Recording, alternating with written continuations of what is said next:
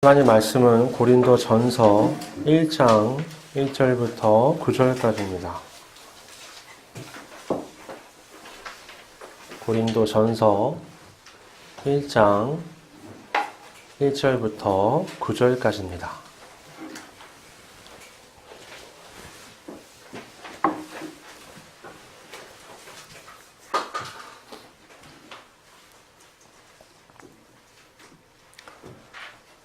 봉독하겠습니다.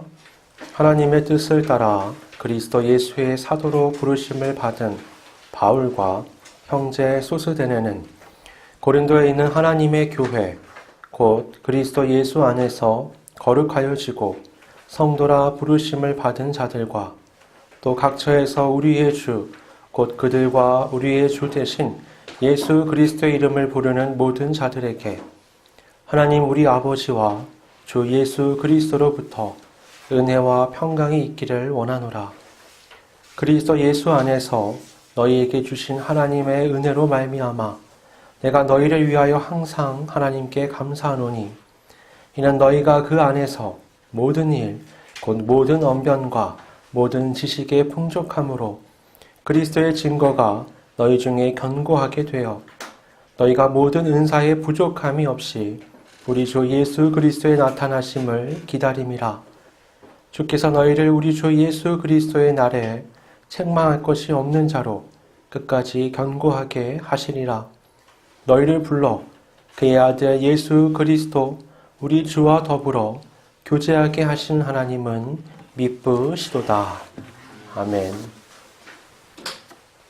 여러분, 요즘은 이제 무슨 세대 뭐 이렇게 표현들을 우리가 언론에서 많이 하잖아요. 네, 여러분 X세대라고 아세요? X세대. 이 90년대만 해도요, 그 전까지는 세대 구분이 크게 없었습니다. 이 X세대라는 단어가 등장하면서부터 세대와 세대 간의 구분이 굉장히 확연하게 지어지게 되었는데요. 이 X세대의 가장 큰 특징은 뭐냐? X세대는 그러니까 지금 40대 중후반이 그 당시에 이제 X세대인데, X세대의 가장 큰 특징은 내 마음대로 한대요. 내 마음대로. 아직도 잊혀지지 않는 장면이 있는데, 20대의 어떤 한 청년이 그 당시에 90년대 범죄를 저지른 거예요. 그래서 경찰청 포토라인에 섰는데, 이 사람이 포승줄에 묶인 채로 뭐라고 얘기하냐면, 나 X세대야! 이러는 거예요. 뭔 말이냐면, 법이 어떻든, 뭐, 질서가 어떻든, 나는 내가 내키는 대로 하겠다. 뭐, 이렇게 외치는 건데, 그건 많이 잘못된 이제 태도인 거죠, 사실은.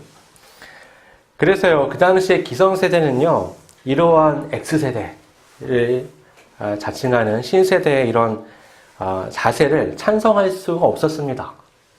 그동안 쌓아왔던 많은 것들, 사회의 질서, 윤리, 이념, 체제, 이런 것들이 무너질 수 있다고 생각했기 때문에 굉장히 염려하면서 그 세대를 바라봤어요. 그런 지가 벌써 지금 한 30년이 가까이, 20년 넘게 지나간 겁니다. 그때는 잘 몰랐는데요. 이 X세대의 등장은요, 이 대한민국 사회가 포스트 모던 사회로 진입했다는 사실 신호탄과 다름이 없었습니다.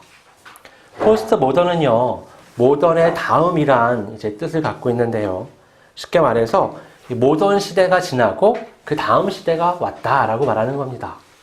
왜 이렇게 현대를 포스트 모던, 어떠한 시대다라고 얘기하지 않고 모던의 다음 시대다라고 얘기하느냐? 그건 이걸 뭐라고 정의 내리기가 굉장히 힘들기 때문이에요. 모던 시대는 어떻게 우리가 정의 내릴 수 있느냐? 모던 시대는 정형화입니다. 뭔가 정해져 있어요. 남자, 그러면 근육질에, 굵은 목소리에, 어떤 강인한 그런 이미지가 있고, 여자, 그러면 긴 머리에, 치마에, 뭐 섬세한 그런 이미지가 정해져 있었습니다.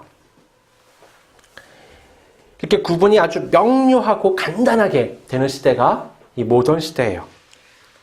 그래서 우리도 선택도 간단합니다. 짜장이냐, 짬뽕이냐,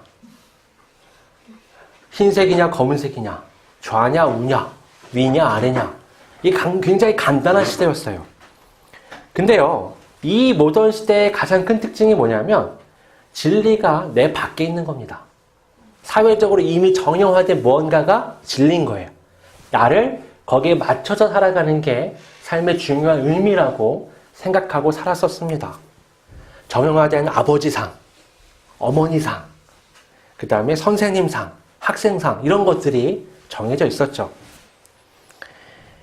그런 것들을 닮아가는 게 옳은 삶이라고 여겼는데 포스트 모던 사회가 되니까 이게 완전 뒤집힌 겁니다. 포스트 모던 사회에서의 진리는 항상 밖이 아니라 내 안에 있습니다. 남들이 뭐라고 하든지 간에 남에게 피해를 주지만 않는다면 내가 생각하는 대로 살아가는 것이 진리라고 여기는 게 이 포스트 모던입니다. 이 모던에서 포스트 모던으로의 변화의 과정이 얼마나 진통이 클까요? 사회적으로. 그렇죠? 진리가 밖에 있는 것에서 안에 있는 것으로 정반대로 뒤집히는 과정이잖아요. 이 개인주의 성향이 짙은 서양에서도요, 이 모던 사회에서 포스트 모던 사회로 넘어가는데 진통이 꽤 컸습니다. 근데도 지금 우리 사회랑 비교했을 때 그래도 괜찮았던 건 그 시간이 좀 길었어요. 3, 4대에 걸쳐서 이게 진행이 됐습니다. 한국은 단 한 세대 만에 지금 모던에서 포스트 모던 사회로 변화되고 있는 겁니다. 오늘날 우리가 경험하는 수많은 갈등들 있죠. 그 사실 깊은 곳에 보면 모던에서 포스트 모던 사회로 전환되는 과정에서 우리의 가치관이 굉장히 다르기 때문에 첨예하게 대립하는 겁니다. 여러분, 가정에서 부모 세대와 자녀 세대의 갈등이 심하잖아요. 도저히 이해 안 되는 부분들이 있죠. 왜냐?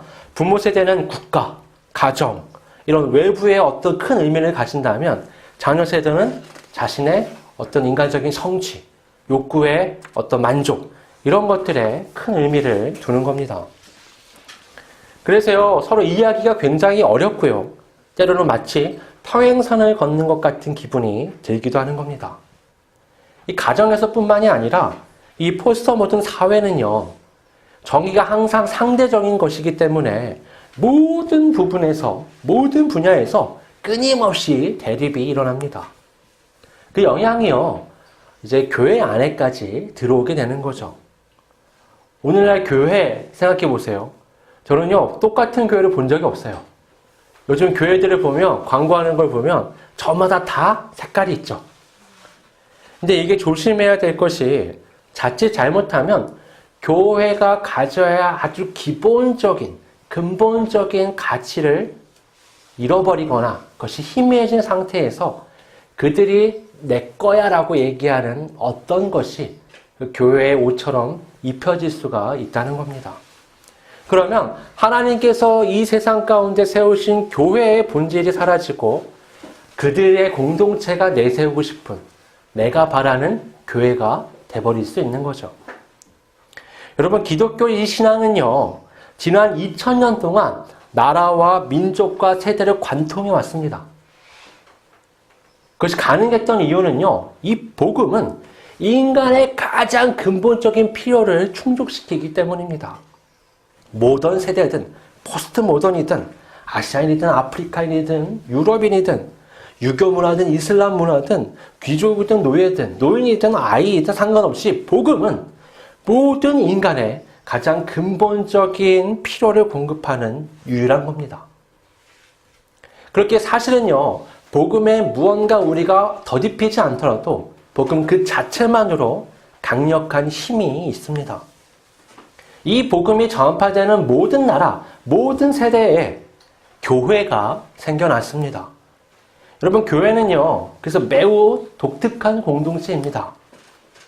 영혼에서 영혼을 이르는 그 하나님의 진리가 어떤 한 지역, 한 시대를 살아가는 특정한 사람들 가운데 머물게 되는 겁니다. 완전하고 온전한 하나님 나라의 백성으로서 동시에 죄와 사망의 물결이 막 넘실대는 이 세상에서 살아가는 자들로서 모여서 어떤 공동체를 이루는 게 바로 교회입니다. 우리가 그리스도인으로서요, 온전한 정체성을 회복할 수만 있으면 이 시대에 격동하는 어떤 변화 가운데 우리가 온전하게 서 있을 뿐만 아니라 이 시대의 대립과 많은 갈등들을 해소할 수 있는 역할도 할 수가 있는 겁니다. 그런 면에서요, 오늘 고린도전서는 굉장히 좋은 교재가 될 수 있습니다. 성경이 기록된 당시에 고린도 교회는요, 현대보다 더한 변화를 경험하고 있었습니다. 이 고린도는요, 이 지역이 뭔가 통로 역할을 하는 곳이에요. 땅이요, 이렇게 세로로 길게 생겼습니다. 그래서 좌우 폭이요, 한 7km가 되지 않아요. 굉장히 짧죠. 그럼 배가 어떻게 지나가냐면, 배가 이 땅들을 돌아서 가는 게 아니라, 이 고린도 오른쪽 동편에 딱 정박을 하면 짐을 날라가지고 저 서쪽에 있는 항구로 보냅니다. 육로로. 7km밖에 안 되니까. 그럼 그쪽에서 다른 배로 갈아타고 가는 거예요. 상하로도요, 뭐 밑으로는 많이 없지만 위쪽으로 육로로도 많은 것들이 활발하게 교역이 이루어졌습니다. 그렇게 사람과 물자들이 왔다 갔다 하는 곳이기 때문에 온갖 문화와 지식과 여러 가지 것들이 믹스되는 뜨거운 용광로 같은 곳이 바로 이 고린도였습니다. 그래서 여기는요, 이런 도시들이 갖는 특징들이 다 그렇다시피 여기는 굉장히 혼란스러웠습니다. 종교적으로, 성적으로, 윤리적으로 모든 것들이 혼란스러운 곳이었어요. 바로 여기에 바울이 찾아갔고 복음을 전했고 거기에 교회가 생겨났습니다. 그 교회를 떠나서 지금 에베소에 있는 상태에서 그 교회를 향해 첫 번째 편지를 지금 바울이 쓰고 있는 겁니다. 이 서두에 보면 이 바울이 인사말을 먼저 남기죠. 바울은 우선 자신을 하나님의 뜻에 따라 그리스도 예수의 사도로 부르심을 받았다라고 말합니다. 사도라는 건요, 이 보냄을 받았다는 뜻이에요. 애굽으로 보냄을 받은 모세, 아합 왕에게 보냄을 받은 엘리야, 마찬가지로 예수님도 같은 단어를 통해 자신이 하나님으로부터 보냄을 받았다라고 표현을 하셨었습니다. 이 신약 시대에는요, 예수님에게 보냄을 받은 몇몇 사람들에 대해서 이 사도라는 표현을 사용했습니다. 바울 자신이 바로 그 사도라고 말하는 거죠. 2절에 보면 바울은 고린도 교회에 대해 이렇게 표현합니다. 고린도에 있는 하나님의 교회. 이건요, 매우 의미 있는 표현입니다. 우리가 생각하는 근본적인 교회란 뭐냐? 시간과 공간을 초월해서 예수 그리스도를 주로 섬기는 모든 사람들이 다 교회입니다. 근데 우리는 한계가 있는 사람들이잖아요. 시간과 공간의 제약을 받는. 그래서요, 우리는 어떤 지역에 머물면서 공동체들을 이룰 수밖에 없습니다. 그럼 그 공동체들은 온전치 못한 거냐? 이 초대교회 당시만 해도 회당에서 모일 수 없는 사람들은 가정에서 모였고, 그 중에 규모가 작은 경우에는 두세 사람이 모이는 경우도 있었단 말이에요. 이 고린도에 있는 하나님의 교회란 표현은요, 그들이 큰 건물에 모이든 작은 건물에 모이든 몇만 명이 모이든 몇십 명이 모이든 몇 명이 모이든 상관없이 그리스도 예수를 믿는 사람들이 모인 공동체는 하나님의 교회, 완전한 교회라고 지금 말하는 겁니다. 여러분, 하나님의 백성이 온전할 수 있는 건 그들이 특별해서가 아니라 하나님이 특별하시기 때문이죠. 교회가 완전할 수 있는 건 우리의 어떤 조건 때문이 아니라 하나님께서 그 교회를 인정하시기 때문입니다. 이어지는 말씀은 이렇습니다. 곧 그리스도 예수 안에서 거룩하여지고 성도라 부르심을 받은 자들과 또 각처에서 우리의 주, 곧 그들과 우리의 주 대신 예수 그리스도의 이름을 부르는 모든 자들에게. 여러분, 여기에 교회의 조건이 다 담겨 있습니다. 먼저 첫 번째로 하나님께서 부르셔야 합니다. 그리스도 예수 안에서 거룩하여지고 성도라 부르심을 받은 자들이라고 하잖아요. 이 부르심은요, 예수 그리스도 안에서 우리를 거룩하게 합니다. 여러분, 이 거룩하다라는 게 어떤 말일까요? 여러분, 거룩하기 위해 어떤 삶을 사시나요? 맨날 명상을 하시나요? 기도를 몇 시간씩 하시고 막 그러시나요? 행동에 제약을 하고 광야로 나아가야 되고 그런 걸까요? 이 거룩은요, 구분하다는 의미입니다. 구분하다. 여러분, 세상에 수많은 사람들이 있잖아요. 교회라는 게 그런 거예요. 교회가 에클레시아라고 하는데 원어로 그게 불러서 모은 사람들을 의미합니다. 이 거룩하다라는 건 예수 그리스도 안에 하나님께서 구별한 사람들을 의미해요. 여러분 집에 옷이 여러 벌 있지만 아끼는 옷들은 어때요? 구별해 놓죠. 안 그러세요? 막 쑤셔 박아 놓나요? 안 아끼는 옷들은 그렇게 놓지만 아끼는 옷들은 어때요? 깨끗하고 예쁘게 놓죠. 우리 막내 아들도요, 6살밖에 안 됐지만 쟤도 아끼는 신발이 있더라고요. 이 다 물려받은 거긴 하지만 신발이 3개가 있어요, 운동화가. 그럼 어린이집 갈 때 이렇게 보면 자기가 좋아하는 운동화가 있어요. 제가 보기에는 다 헌 운동화라 그게 그거예요. 뭐 차이도 없어요. 근데 그 중에서 꼭 마음에 드는 운동화가 있는 거예요. 그럼 그거는 구별되어 있죠. 늘 아껴 신고 예뻐합니다. 우리가 어떠해서가 아니라 하나님께서 우리를 구별하셨기 때문에 우리는 그리스도 예수 안에서 거룩한 존재로 설 수 있는 겁니다. 두 번째로 예수 그리스도의 이름을 부르는 자들입니다.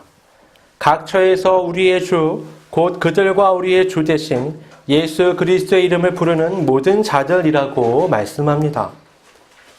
여러분, 온 세계 사람들 중에서 하나님이 선택한 사람들을 부르십니다. 그리고 그 부르심에 대해서 응답하는 사람들이 모이게 되는 거죠. 그렇게 구별되는 겁니다. 그래서 우리가 교회 안에서 하는 모든 행위는요, 바로 이 부분에 해당이 되는 겁니다. 우리 모두는 설교를 통해, 찬양을 통해, 기도를 통해, 봉사를 통해, 헌금과 섬김을 통해서 예수 그리스도의 이름을 부르는 자들입니다. 이게 바로 교회인데요. 이 교회에 대해 바울이 이렇게 축복합니다. 하나님 우리 아버지와 주 예수 그리스도로부터 은혜와 평강이 있기를 원하노라. 여러분, 은혜와 평강은요, 하나님께로만 받을 수 있는 특별한 겁니다. 우리는 모두가 하나님이 베풀어 주신 이 은혜와 평강으로 또는 평화라고 바꿀 수 있는데 이것으로 삶을 살아가는 거죠. 그래서 우리가 교회로 모이게 될 때 이 공동체의 경험을 통해서 우리는 하나님의 은혜와 평화를 경험할 수 있어야 합니다. 교회에 왔는데 은혜와 평화가 오히려 사라진다. 그러면 우리가 지금 교회로 하나님이 부르셨고 그 부르심에 예수 그리스도를 우리가 부르면서 이 교회를 이루고 있는가 심각하게 고민해 봐야 되는 거죠. 자, 여기까지가 고린도 교회의 과거예요. 바울이 보는 긍정적인. 그럼 4절 이하는 고린도 교회의 현재 상태, 그리고 앞으로에 대해서 바울이 이야기하는 겁니다. 4절에 보면요, 바울이 고린도 교회가 하나님께 받은 그 은혜에 대해서 감사한다라고 말합니다. 5절부터 7절에 그 내용이 담겨 있습니다. 5절에 보면 그들이 모든 언변과 모든 지식에 풍족하게 되었다. 이 고린도 교회는요, 바울을 비롯해서요, 많은 교사들에 의해서 충만한 하나님의 말씀을 받았습니다. 6절에 보면요, 그 말씀이 그들을 견고하게, 단단하게 만들어줬어요. 그래서 7절에 은사에 있어서도 그들은 풍족한 상황이 되었습니다. 이처럼 온전한 상태에서 그들은 예수 그리스도의 오심을 기다릴 수 있게 된 겁니다. 하나님께서 부르시고 그 부르신 자들이 예수 그리스도 이름을 부를 때 그 공동체가 교회가 되죠.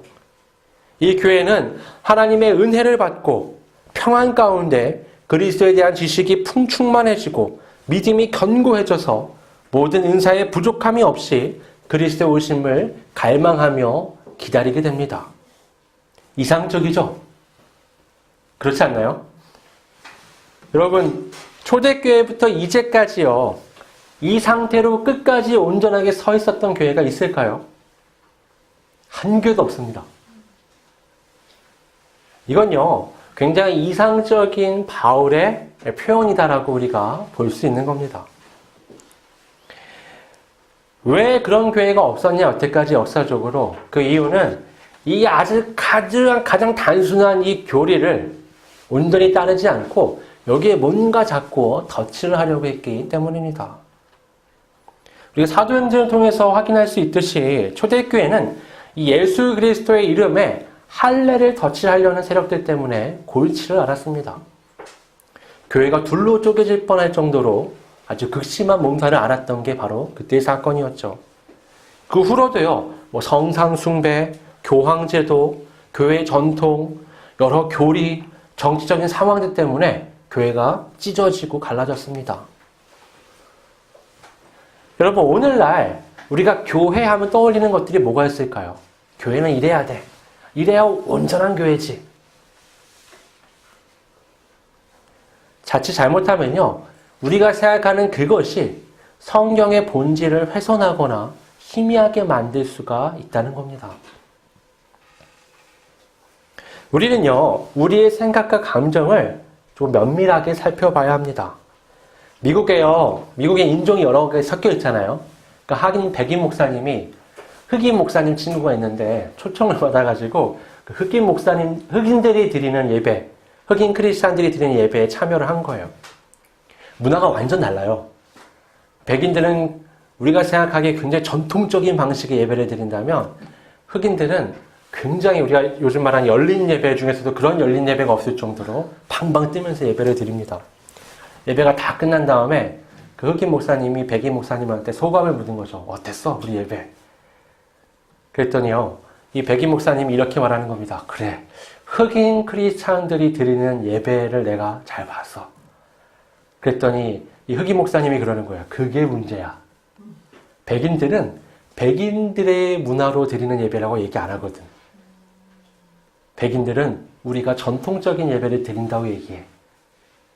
그러니까 흑인 예배는 흑인 크리스찬들의 문화로 드리는 예배고, 백인의 예배는 어때요, 지금? 내 예배는 전통적인 예배라고 얘기하는 거죠. 사실은 우리가 생각하는 교회의 많은 것들, 우리가 의미를 두는 것들이 성경적인 게 아니라 사실은 문화적인 것들이 굉장히 많습니다. 성경에 어디 설교를 몇 분 해야 된다. 찬양은 몇 곡 해야 된다. 예배는 언제 드려야 된다. 몇 시간을 드려야 된다. 이런 게 있나요? 사실은 없습니다. 이런 것들은 다 문화적인 것들이죠. 교회는요, 예수 그리스도가 중심이 되어야 합니다. 그 말은 그냥 머릿속에 예수님이 중심이 되어야 돼가 아니라 우리가 갖고 있는 많은 생각을 부수고 성경적인 것들이 교회에 남도록 노력해야 된다는 겁니다. 예수 그리스도 안에서 부르심을 입었고 예수 그리스도의 지식으로 충만해서 예수 그리스도의 오심을 기다리는 공동체가 교회입니다. 여러분, 대제사장의 무리와 사두개인들, 성전을 관리하고 제사를 담당하고 성경을 연구한다는 그들이 예수님을 왜 미워했죠? 예수님이 전통을 무시했기 때문에, 그들의 체제를 무시했기 때문에 예수님을 그토록 미워했습니다. 여러분, 아무리 아름답고요, 훌륭하고 세련되고 탁월한 것들이라고 하더라도 그것이 예수 그리스도의 이름을 부르고 예수 그리스도의 지식을 채우고 예수 그리스도의 오심을 고대하는 것을 가리게 된다면 그 모든 것은 온전한 교회를 만드는 주요한 것들이 될 수가 없습니다. 여러분, 오늘날 교회들이 고민하고 갈등하는 많은 것들을 자세히 보면요, 바로 이 단순한 교리에 덧칠하는 많은 것들 때문입니다. 우리는 이 단순한 교리, 하나님의 부르심, 그리고 예수 그리스도를 부르고 응답하는 것, 여기에 대한 것인지 아니면 그 외의 것들에 대한 것인지 우리 교회에 대한 관심, 신앙에 대한 관심에 있어서 많은 것들을 한번 체크해 봐야 합니다. 그렇지 않으면요, 우리 개인의 신앙과 교회는 엉뚱한 길로 가버릴 수밖에 없습니다. 분명히 나는 이게 맞아, 진리야, 열심히 했는데 나중에 하나님 앞에 서면 어떻죠? 열심으로 교회를 해친 자가 될 수도 있는 겁니다. 마치 사울이 그러했던 것처럼 말이죠. 그러면 대체 어떤 교회가 온전한 교회로서 하나님 앞에 설 수 있는가? 고린도 교회는 바울한테 이렇게 칭찬받고 있는데 그럼 바울이 칭찬한 이 고린도 교회는 그런 교회인가? 여러분, 이 1장 1절부터 9절을 빼고 나면요, 고린도전서의 모든 내용은 이 고린도 교회에 대한 바울의 신랄한 비판 모음집입니다. 고린도 교회의 문제가 심각해요. 어떻게 심각하냐? 부자들은요, 자기끼리만 교제합니다. 가난한 사람들은 안중에도 없어요. 교회에 치리가 없고요. 도덕적으로, 교리적으로 방종합니다. 그들은요, 어떤 종류의 권위라도 복종하는 것을 매우 싫어했고, 겸손과 배려를 눈꼽만큼도 찾아볼 수가 없었습니다. 그들은 그리스도 안에서의 자유를 왜곡시켜서요, 죄에 대한 자유로 방탕한 삶을 살았습니다. 그러면서 자기들 때문에 양심에 상처 입은 교인들에 대해서는 전혀 그들을 돌아보질 않았습니다. 그러면서도요, 성령의 그 자극적인 은사에 대해서는 관심이 굉장히 많았습니다. 교인들끼리 어땠느냐? 그들의 법정에 고발할 정도로 예민하게 서로 반응했죠. 고린도 교회는요, 그 도시만큼이나 심각하게 혼란스러웠습니다. 오늘 바울이 아주 긍정적인 인사를 하고 있는 교회가 바로 이 고린도 교회입니다. 이 심히 염려스러운 교회에 대해서 바울은 오늘 본문 8절에 이렇게 말합니다. 주께서 너희를 우리 주 예수 그리스도의 날에 책망할 것이 없는 자로 끝까지 견고하게 하시리라. 여러분, 이어진 내용이 온갖 지적밖에 없어요. 근데 바울은 지금 그리스도의 날까지 끝까지 너희들을 견고하게 하실 거야. 아니, 어떻게 이런 교회가 끝까지 견고하게 될 거라고 자신 있게 얘기할 수 있는 거죠? 내가 보아도 형편없는 이들이 하나님의 관점에서는 얼마나 큰 죄악의 세력으로 보이겠습니까? 그러나 9절을 한번 보십시오. 너희를 불러 그의 아들 예수 그리스도 우리 주와 더불어 교제하게 하신 하나님은 미쁘시도다. 여러분, 이 미쁘시다는 표현을 신실하다고도 우리가 표현할 수 있는데요. 이 고린도 교인들을 불러서 예수님과 교제하게 하신 이가 하나님이라는 겁니다. 그 하나님의 신실하심이 그들을 끝까지 견고하게 할 거라고 지금 바울이 말하는 겁니다. 바울은 1절에서 하나님께서 자신을 부르셔서 사도로 세우셨다고 말하죠. 똑같이 이 고린도 교인들을 향해 하나님께서 그들을 부르셔서 예수 그리스도와 교제하는 자로 살게 하셨다는 겁니다. 나를 사도로 세우신 것처럼 동일한 확신으로 그들이 하나님 앞에 설 거라고 그는 말하고 있는 겁니다. 고린도 교인들이 어떤 신앙으로 서 있기 때문에 온전하게 서게 될 것을 얘기하는 게 아니라 그들을 세우신 분이 하나님이시기 때문에 그들이 온전하게 서게 될 거라는 말입니다. 하나님의 신실하심은 이 고린도 교회조차, 이 혼란스러운 상황에 있는 자들조차 바르게 인도하시리라는 것이 바울의 믿음이었습니다. 여러분, 우리는요, 이 세상의 모든 사람들과 마찬가지로 이 세상의 문화와 지식과 유행에 물들어 있습니다.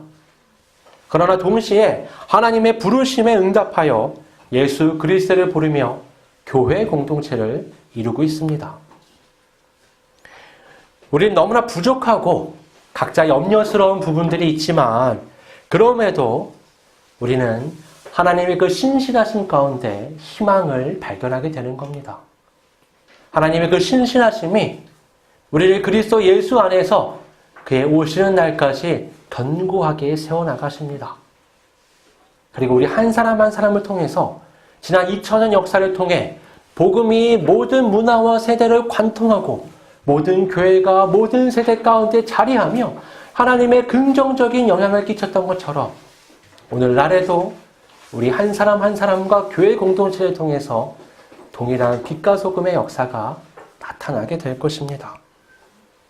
따라서 우리는 그리스도인으로서 내 안에 또는 교회를 생각하는 우리의 생각과 감정 안에 성경적인 순수함이 아닌 그 외 문화적이고 나의 고집스러운 많은 것들은 무엇인가 한번 되돌아봐야 합니다. 그런 것들이 물 빠지듯이 샥 빠져나가고 나면 순수한 신앙이 남게 되고 그 신앙 안에서 우리는 하나님의 신실하심을 우리 각 개인과 교회가 경험하게 될 것입니다.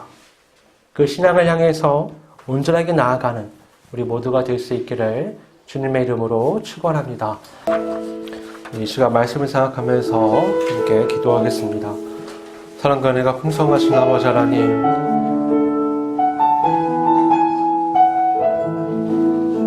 아버지, 우리 열심히, 우리의 상식이, 우리가 생각하기에 옳다고 생각하는 수많은 것들이 성경에 의해 검증되지 않은, 사실은 교회를 깨트릴 수 있는 가능성이 있는 생각들이 될 수 있음을 알았습니다.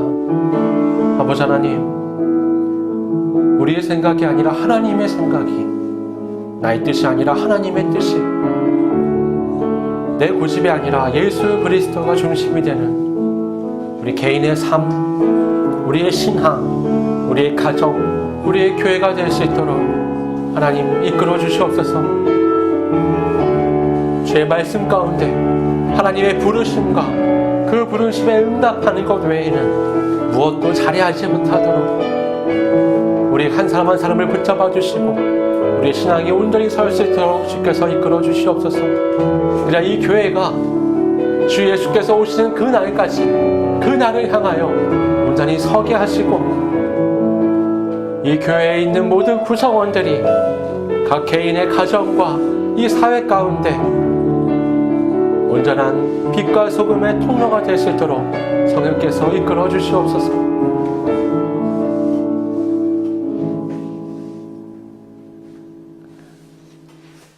아버지 하나님, 성경적인 것과